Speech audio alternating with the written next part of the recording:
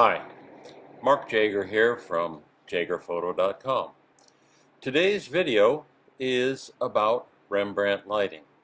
There's confusion about Rembrandt lighting these days, so we're going to start with some science content, and then we're going to create Rembrandt lighting using the Profoto B1 strobe.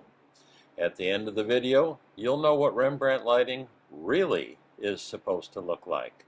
I suggest you hit the subscribe to button in the lower right hand corner of the screen. That'll take you to the Google site. If you have comments or questions about the video, leave them in the comment field below. At least for the polite ones, I'll respond. Let's begin with a little bit of history. In today's familiarity, most people refer to the man as just Rembrandt. But that was his first name. His whole name is Rembrandt Hermannsson van Rijn. He was the 9th child born to the van Rijn family in 1606, 412 years ago. He lived until the age of 63 and passed away in 1669. For many people, he is the most renowned of the Dutch master painters. Next, I'd like to present a chronological collection of self-portraits that Rembrandt made. This is a purposely fast sequence. Basically, you're supposed to pay attention to the use of light on the face. You'll see highlight on one side, shadow on another, and very typically a triangular pattern of light on the shadow side. The paintings show the triangular pattern in a little higher contrast, but it's very easy to see in the etchings and pen and ink drawings that Rembrandt intended this triangle of light to be present in almost all of his paintings. This is not hard science, however. It is basically artistic style. As such, there is variation in what you will see, and sometimes the light is harder, sometimes softer, sometimes you have to read between the lines on the sketches to see where he was going with the sketch. My point in making this video is that there is confusion in how Rembrandt lighting is characterized on YouTube, other sites like that, where photographic educators say, here's Rembrandt lighting. To characterize the essence of Rembrandt lighting, I'd like to read a quotation from Michael Taylor. In Rembrandt's portraits and self-portraits, he angles the sitter's face in such a way that the ridge of the nose nearly always forms the line of demarcation between brightly illuminated and shadowy areas. A Rembrandt face is a face partially eclipsed. The nose, bright and obvious, thrusting into the riddle of halftones, serves to focus the viewer's attention upon and to dramatize the division between a flood of light and overwhelming clarity and a brooding duskiness. It is the interplay between strong light and deep shadow that makes Rembrandt light so interesting. As I said about the confusion on YouTube, the people making some of the videos love to start with Rembrandt lighting, but then they bring in a fill card or another light to raise the shadow. This is much more typical of the painting style of Johannes Vermeer. He used fill extensively. Here are a couple of examples of Vermeer paintings where you can see that the shadow side of the face has been filled by reflecting window light off of other objects. In the case of the scribe, he uses the paper the scribe is writing on to reflect light back onto the face. Rembrandt did not use fill on the shadow side of the face. Okay, I think that's enough philosophy and opinion and history. Let's get down to the nuts and bolts of creating Rembrandt lighting. Now, in the 1600s, the state of the art of glassmaking bears no resemblance to what we have today. Our windows are virtually clear today with no diffusion at all. But in the 1600s, the glass was not that good. The chances that the windows were a little bit dirty is pretty good. So, Rembrandt used diffuse light for much of his painting. The problem with that is that it's hard to see. So we're going to use a Profoto B1 strobe. Has a slightly frosted front lens, but it's still a hard light. And we're going to use a zoom reflector to control the spill of the light around the room.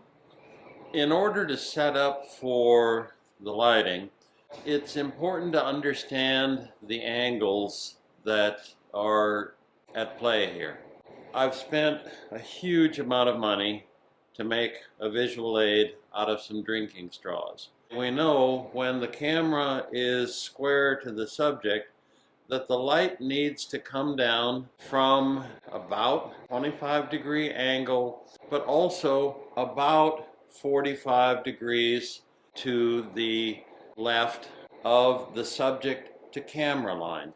So you can see that a little bit here. It may be tough to see the exact angle from me, that right now the straw is pointed right at the Profoto B1, and the angle of the head is fairly consistent with the 25-degree upward angle. Now that we've established a rough angle for the light to take, I'm going to take the Profoto B1, turn it around, basically aim it at the subject. I've got about a 25-degree down angle here, and we're going to run the head up to, something in that range there. It is 90 inches above the floor.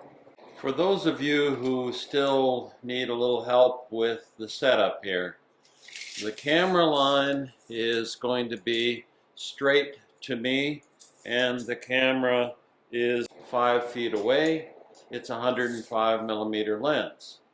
The line to the Profoto B1 is about 45 degrees to the left of the camera to subject line, and the Profoto B1 front lens is about 6 feet away from me.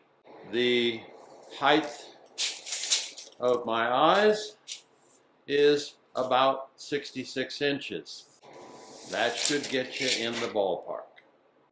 I've turned off the video lights, and I'm going to show you how sensitive the subject to the Profoto B1 angle is.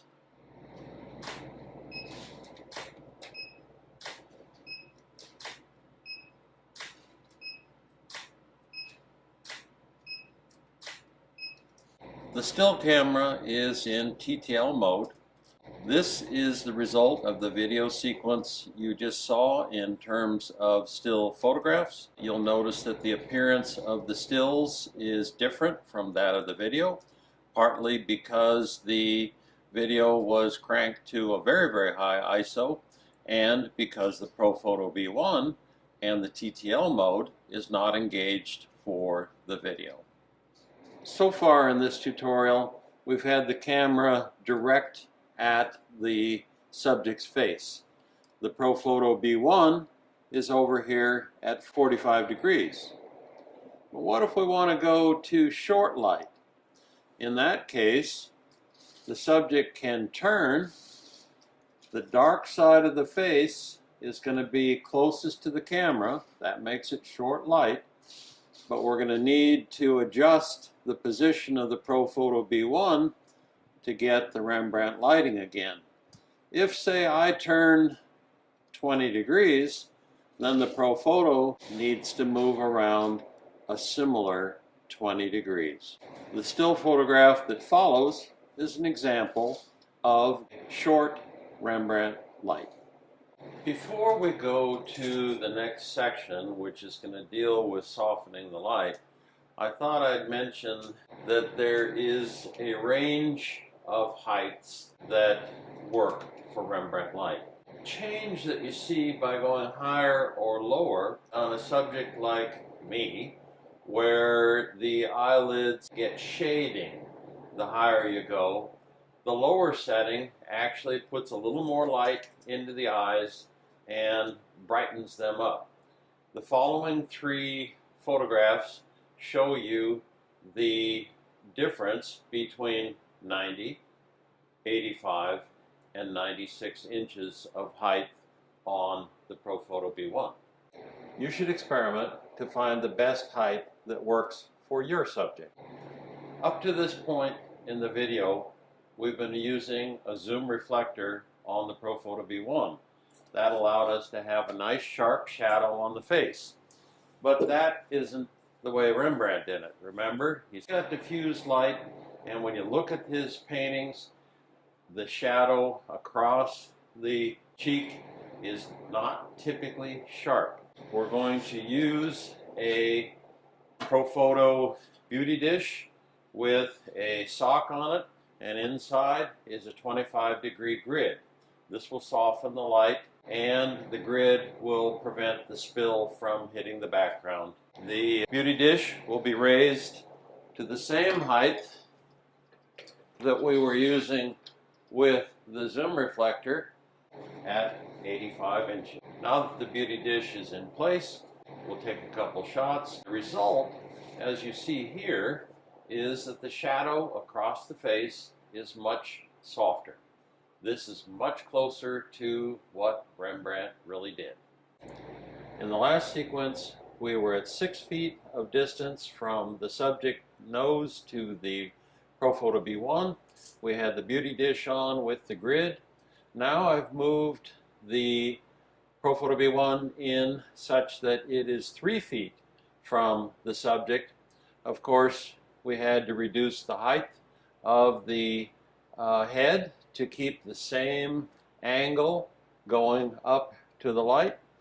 The resulting photo looks like this. You can see a nice soft shadow coming across the cheek, and that is pretty close to what Rembrandt was working with. The last thing I wanted to do was to add another Profoto B1 behind the subject on the black background and then a gray background to achieve 2 different degrees of separation between the subject and the background. You can see in the photos here that it's a little bit different from what we've had before because the subject stands out from the background. The separation isn't huge, but it does contribute to the photograph. Well, we've come to the end of the video. We've discussed what Rembrandt lighting actually is. We showed a lot of examples of that. And then we created Rembrandt lighting using the Profoto B1. When all is said and done, you need to choose what you want to do. Enjoy.